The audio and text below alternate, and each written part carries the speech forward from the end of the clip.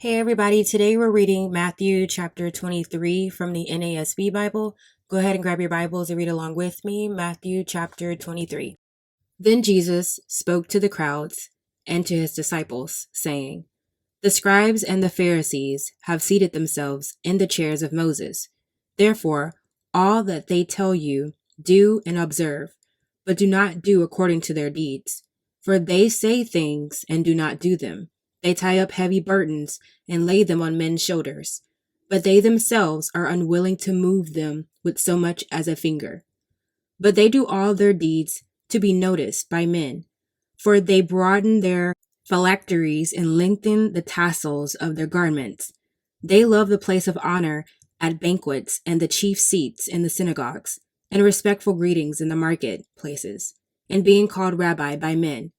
But do not be called rabbi, for one is your teacher, and you are all brothers.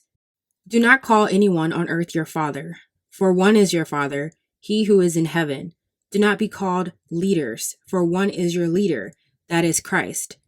But the greatest among you shall be your servant. Whoever exalts himself shall be humbled, and whoever humbles himself shall be exalted. But woe to you, scribes and Pharisees, hypocrites, because you shut off the kingdom of heaven from people, for you do not enter in yourselves, nor do you allow those who are entering to go in. Woe to you, scribes and Pharisees, hypocrites, because you devour widows' houses, and for a pretense you make long prayers. Therefore you will receive greater condemnation. Woe to you, scribes and Pharisees, hypocrites, because you travel around on sea and land to make one proselyte, and when he becomes one, you make him twice as much a son of hell as yourselves. Woe to you, blind guides who say, whoever swears by the temple, that is nothing, but whoever swears by the gold of the temple is obligated. You fools and blind men, which is more important, the gold or the temple that sanctified the gold? And whoever swears by the altar, that is nothing, but whoever swears by the offering on it, he is obligated. You blind men, which is more important, the offering or the altar that sanctifies the offering? Therefore, whoever swears by the altar swears both by the altar and by everything on it. And whoever swears by the temple swears both by the temple and by him who dwells within it. And whoever swears by heaven swears both by the throne of God and by him who sits upon it. Woe to you, scribes and Pharisees, hypocrites! For you tithe mint and dill and cumin, and have neglected their weightier provisions of the law, justice and mercy and faithfulness. But these are the things you should have done without neglecting others. You blind guides who strain out a gnat and swallow a camel. Woe to you, scribes and Pharisees, hypocrites! For you clean the outside of the cup and of the dish, but inside they are full of robbery and self-indulgence. You blind Pharisee, first clean the inside of the cup, of the dish, so that the outside of it may become clean also. Woe to you, scribes and Pharisees, hypocrites!